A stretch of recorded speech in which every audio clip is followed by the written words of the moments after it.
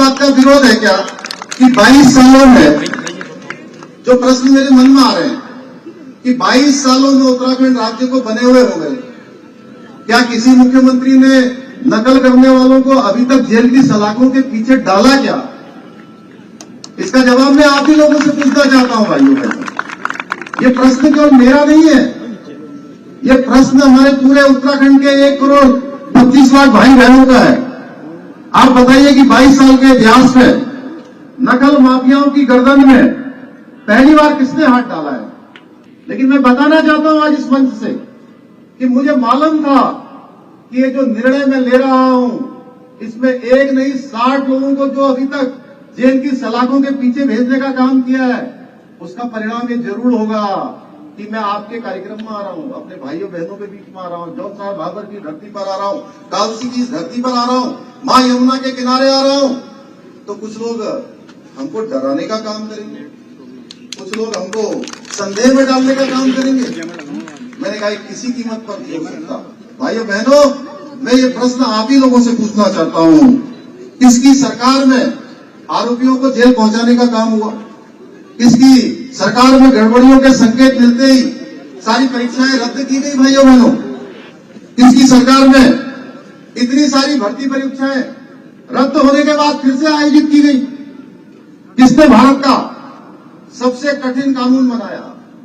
कौन सी सरकार है जिसने आज इस नकल के क्षेत्र में अपराध करने वालों को, नकल में पकड़े जाने वालों के लिए 10 साल की सजा का प्रावधान, उम्र कैद की सजा का प्रावधान, उसकी सारी संपत्ति जब्त करने का प्रावधान, और जो पकड़ा जाएगा भाइयों बहनों, वह जो परीक्षा में भाग लेने वाला परीक्षार्थी होगा, अगर वह पकड़ा जाएगा तो उसको आगे चलकर 10 वर्षों तक किसी भी परीक्षा में भाग लेने का कोई अवसर प्राप्त नहीं होगा। भाइयों बहनों, ये सबसे हिंदुस्तान का सख्त कानून बनाने का काम हमने किया है। भाइयों बहनों, किसकी सरकार में गड़बड़ियों के संकेत मिलते ही परीक्षा रद्द की गई? भाइयों बहनों,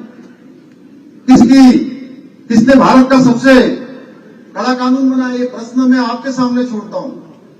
इसके अलावा ऐसे कौन से लोग हैं जो आज युवाओं को आगे कर रहे हैं, नौजवानों को आगे कर रहे हैं, हमारे बेटे बेटियों को आगे कर रहे हैं, जिनका भविष्य बनाने के बजाय उनके भविष्य को बर्बाद करने का काम कर रहे हैं?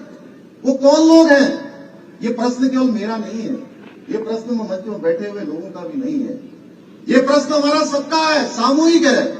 इस प्रश्न का उत्तर हम सबको खोजना होगा। भाइयों बहनों, कहीं नकल माफिया को बचाने के लिए कोई संगठित शक्ति तो कार्य नहीं कर रही है, यह भी हम सबको सोचना होगा।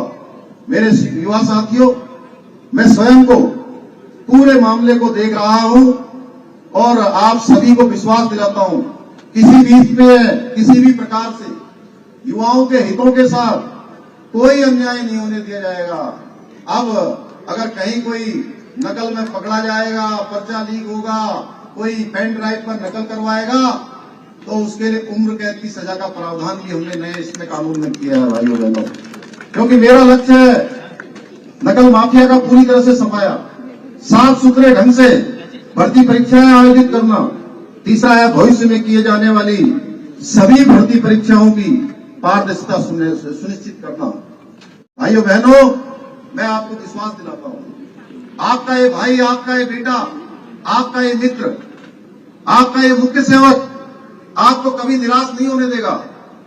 विरोध करने वालों का भी मैं स्वागत करता हूं, क्योंकि उनको भी पता है अगर ये कोई काम कर सकता है तो केवल और केवल हमारे देश के यशस्वी प्रधानमंत्री मोदी जी के मार्गदर्शन और निर्देशन में आपका भाई ही कर सकता है, पुष्कर सिंह धामी ही कर सकता है, जो इस प्रकार के निर्णय ले सकता है।